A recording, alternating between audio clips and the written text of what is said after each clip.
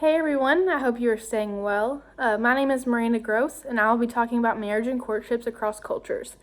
Ever since I was little, I've always been completely obsessed with weddings and all that they represent. This project idea is a little bit silly. It came from a show that I like to watch called 90 Day Fiancé. This show explores how people from the United States have partners in different countries and how they communicate in their relationships. It shows struggles that they face when only having 90 days to marry each other. And they also face differences in how their cultures view marriage in the ceremonies. So I felt that this presentation topic worked well through an intercultural lens in our class to relate back to the class. So the topic of different wedding traditions is found in our Multicultural Manners book written by Noreen Dresser, but I'll get to those quotes and all that a little bit later. Okay, so I don't know if you all can see this, but the main points I will touch on in this presentation include describing and comparing the aspects of traditional weddings in the United States and China. It seems that every country has different traditions and ways of doing their own ceremonies, but for this presentation, I will be focusing on China and the United States. There were a couple others I was going to do, but the differences between these two, there were so many that I decided that if I did other countries, it would be way too much. So I just stuck to those two. So I will not go into too much detail about the history of all these traditions. Instead, I will just talk about more current beliefs and practices that each of these countries follow. Okay, so I already explained how it relates to the class, which is through the intercultural lens of viewing different cultures and how they view marriage. Okay, so this will first start off with the United States. Something old, something new, something borrowed, and something blue is a tradition that goes way back, and it represents good luck in traditional United States marriages or weddings. It is customary for the bride to wear or hold these things on the wedding date to signify the good luck over their marriage. And brides traditionally wear white dresses, which represents purity and innocence. Traditionally, brides also hold bouquets, and these represent the bride's emotions of that day. And then at the reception, there's a toss bouquet, and that bouquet represents the bride's passing of good luck from her to the person who catches it, and it's said that the person who catches the bouquet will be the next to marry. I found that fact on Wedding Forward in a little graphic they had of all the traditions that were relevant in the United States culture and then the United States marriages. Okay, so the bridal party in American weddings usually pay for their own things, such as their hair, their makeup, their dresses, their tuxes, just whatever is included in them being in the wedding. Let's see, but it's not necessarily the case in China. I read an article where a Chinese man married an American woman, and it talked about the four differences that they had between the two weddings, and he said that in China, many people, like the couple or the family, pays for the wedding, such as everything the bridal party has to pay for, such as the dresses, the makeup, anything that they need to look like they're a part of the wedding party. Okay. So, traditional wedding ceremonies in the United States take place in a church, and it is a one-day event, which means they'll have ceremony that day and the reception that night or that evening.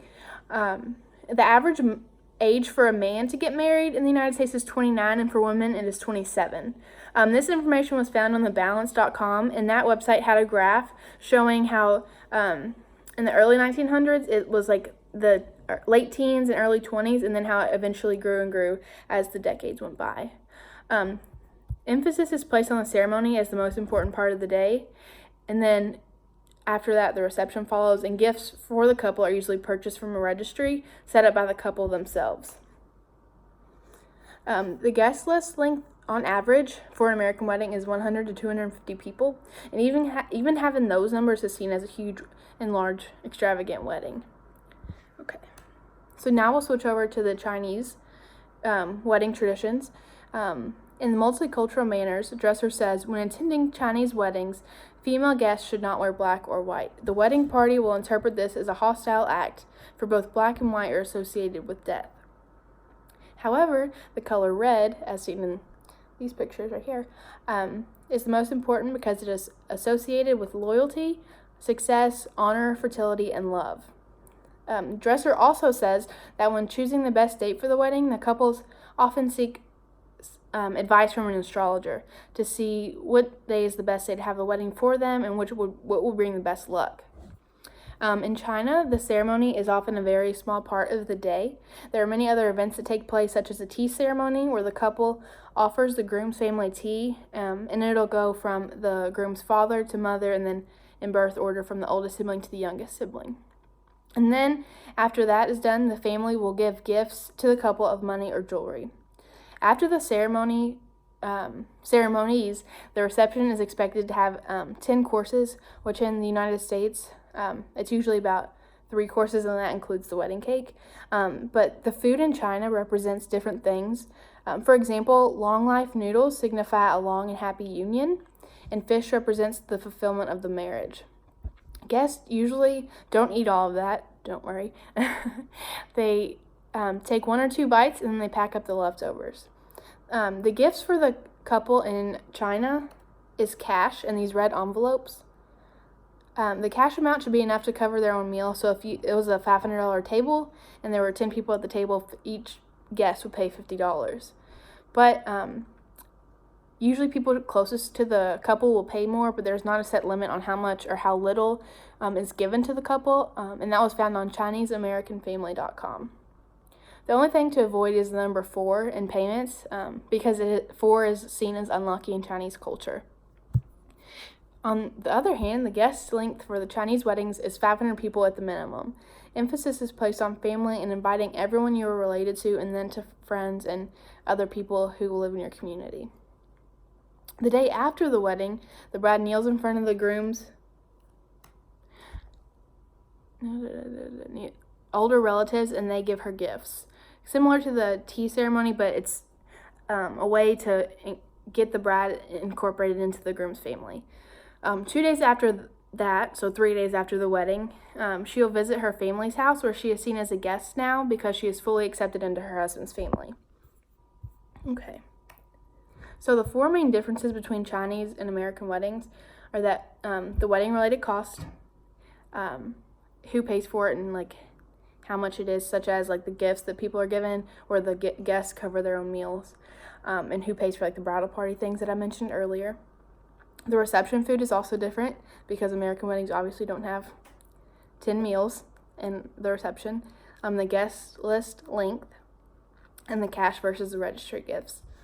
So, weddings in the United States, the couple usually, like I said, does registries, and then all the guests will purchase gifts that way. Because, I mean, it's still given, but cash is often seen as not as personable and like caring for the couple as gifts would be, more personal gifts they were wanting and needed. So, in conclusion, there are several obvious differences in the wedding traditions between the United States and China. There is one main thing in common, which is the celebration of love, and that's my favorite part of them all. I hope that you enjoyed this presentation and taking a look at how wedding traditions vary between the United States and China. Stay safe and stay well.